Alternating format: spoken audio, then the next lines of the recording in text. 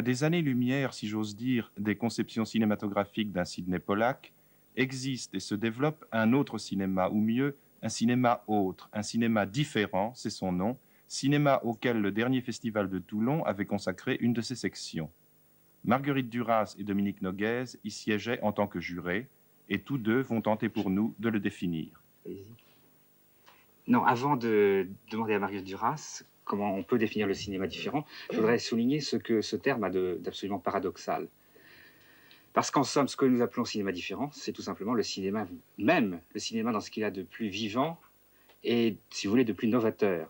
Alors il est presque aussi absurde de parler de cinéma différent pour désigner des œuvres qui nous paraissent annonciatrices d'un cinéma nouveau, que de parler de peinture différente pour qualifier Picasso ou Matisse, ou de poésie différente pour qualifier Rimbaud ou Henri Michaud.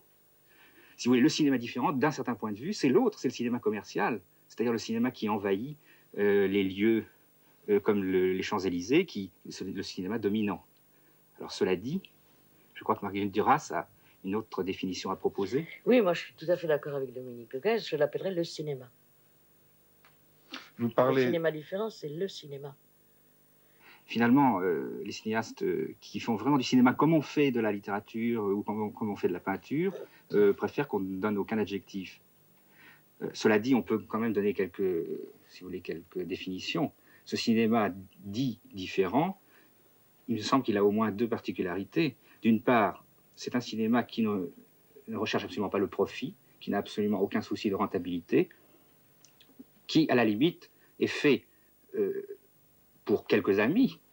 Dans un premier temps au moins, il ne se soucie pas d'atteindre 100 000 ou 2 millions de personnes. Dans un premier temps, il peut être fait d'ailleurs avec des caméras d'amateurs, avec des caméras Super 8, pour quelques amis, comme on écrit un poème pour quelques amis. Dans le communiqué final, on le disait d'ailleurs. Au Festival de Toulon. Oui, du Festival de Toulon. On disait qu'il y ait 100 spectateurs, qu'il y en ait 100 000 ou 3.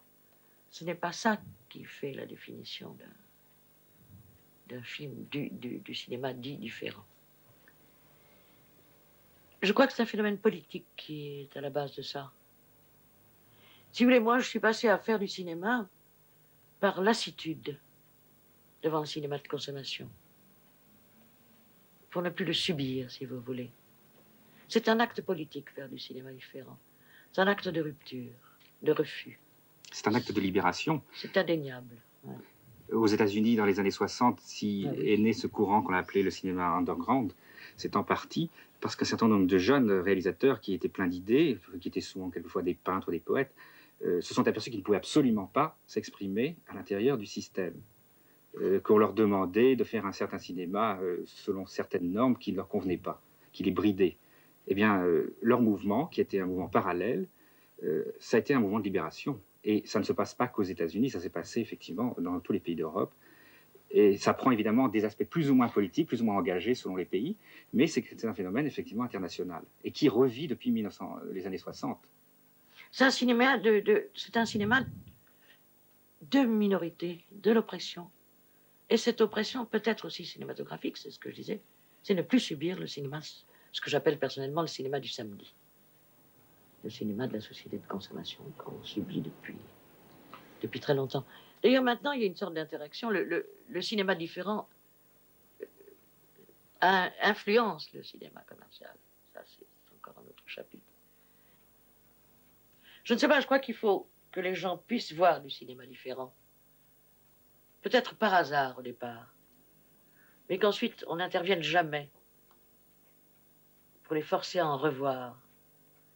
Je veux dire par là que ce cinéma échappe, qu'un cinéma échappe enfin à la publicité.